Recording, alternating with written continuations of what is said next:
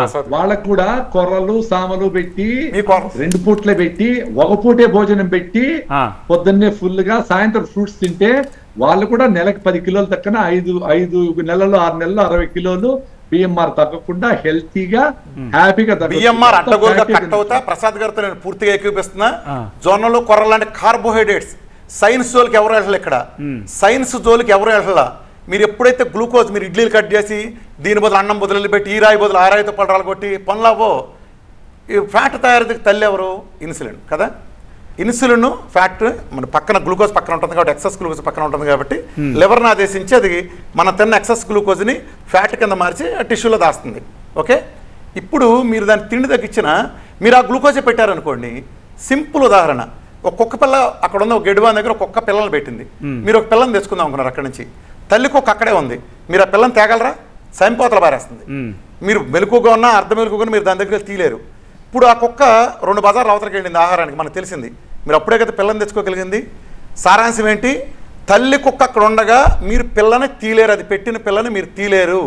తల్లి లేనప్పుడు మాత్రమే తీయగలరు. ఫ్యాట్కి తల్లి అంటే బొజ్జలో తయారయ్యే ఫ్యాట్కి తల్లి ఎవరంటే ఇన్సులిన్. ఆ ఇన్సులిన్ ఉన్నంత వరకు మీరు ఆ ఫ్యాట్ని తీలేరు అన్లెస్ బియ్యం కట్ చేయకుండా. నేనేం చేస్తాను, ఫ్యాట్ డైట్ అవటం వలన గ్లూకోజ్ ఎప్పుడైతే లేకుండా పోయిందో, ఎప్పుడైతే జీరో చేశానో, అది బీట్ 1 మీల్ 2 మీల్ ఏలి మీల్ అయినా గ్లూకోజ్ ఎప్పుడైతే లేదో దానికి అసోసియేషన్ ఇన్సులిన్ లేదు. ఇన్సులిన్ అంటే మదర్ ఆఫ్ ఫ్యాట్ లేదు. మదర్ ఆఫ్ ఫ్యాట్ అని ఇన్సులిన్ అక్కడ లేకుండా శరీరంలో చేయటం ద్వారా నేను డీప్ ఫ్రిడ్జ్కి యాక్సెస్ ఇచ్చి తీస్తున్నాను కాబట్టి రోజుకి కిలోన్నర చక్కగా అక్కడి నుంచి తీసుకుంటాను డెఫిసిట్ ని. ఇప్పుడు ఒక చిన్న బ్యాలెన్సింగ్ థింగ్ ఇక్కడ ఒక్కటి చెప్తానండి. ప్రసాద్ గారు చెప్పేదాన్ని టైం రెస్ట్రిక్టెడ్ ఈటింగ్ అంటారు. అంటే టైం రెస్ట్రిక్టెడ్ ఈటింగ్ అంటే పొద్దునే తినండి, సాయంత్రం తినండి, తిన్నంత తినండి, వెజిటేరియన్ తినండి, పల్సస్ తినండి అనేది ఆయన చెప్తుంది. వీరమాచార్య గారు చెప్పింది లో కార్బ్ హై ఫ్యాట్ అంటారు. అంటే కొంత కీటోజెనిక్ డైట్ లాంటిది. అంటే ఫ్యాట్ తీసుకోండి, కార్బోహైడ్రేట్ తగ్గించండి అని. ఇప్పుడు దాకా ప్రపంచంలో ఉన్న విధానాల్లో వెయిట్ తగ్గటానికి మాత్రమే అయితే ఇవి 2 బెస్ట్ పద్ధతులు. ఈ 2 బెస్ట్ పద్ధతులు ఎట్లా వెయిట్ తగ్గడం అంటే కార్బోహైడ్రేట్ తగ్గించడం అంటే మీరు ఖచ్చితంగా వెయిట్ తగ్గుతారు. At the same time restricted eating తీసుకుంటే 2 తగ్గుతారు.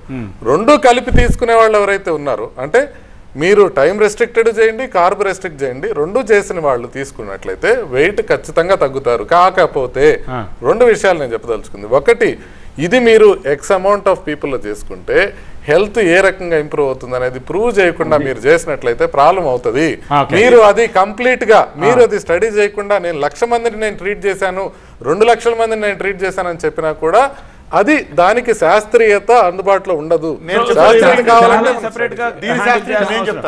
చాలా సింపుల్.